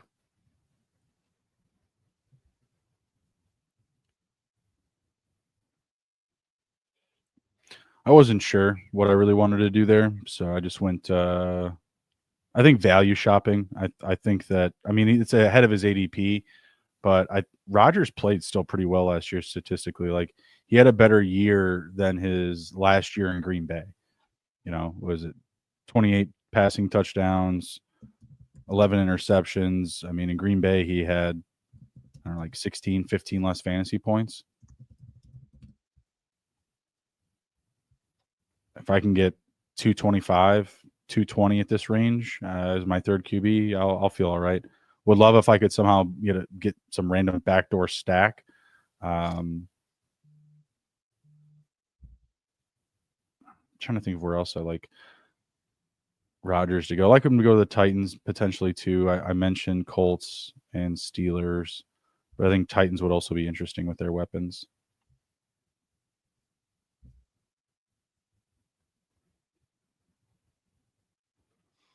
Man, trying to figure out what what running back I'd like to take.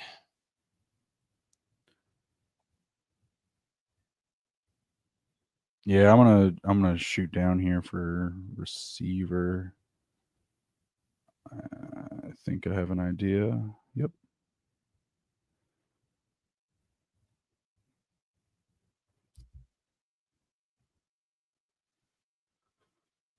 Last year it was Tez Walker. He's going to be on the Ravens. He's got a path to touches. Yeah. Huh. He said, huh. His only reception was a touchdown, though. Let's be fair.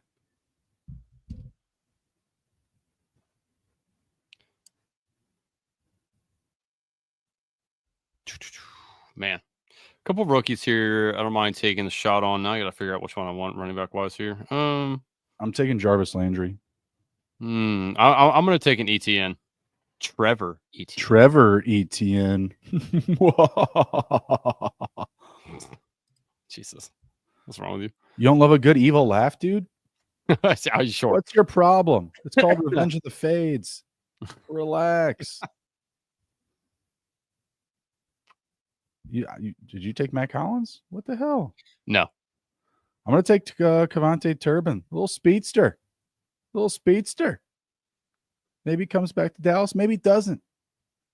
Doesn't matter. He's just going to be running sprints. Doesn't matter. For deep balls.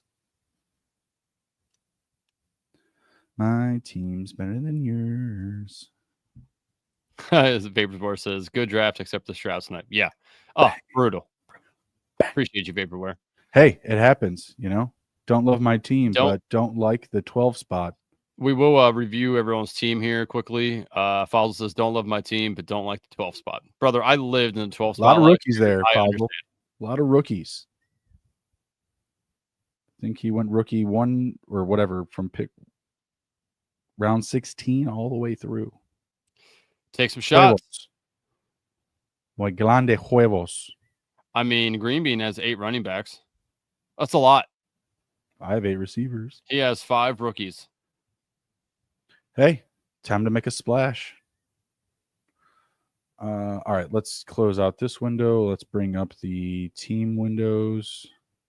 Yeah, Green Bean will be up first since he was in the 2 spot. Yes, sir. You see that okay? You want me to zoom in more? Zoom in a little bit. All right.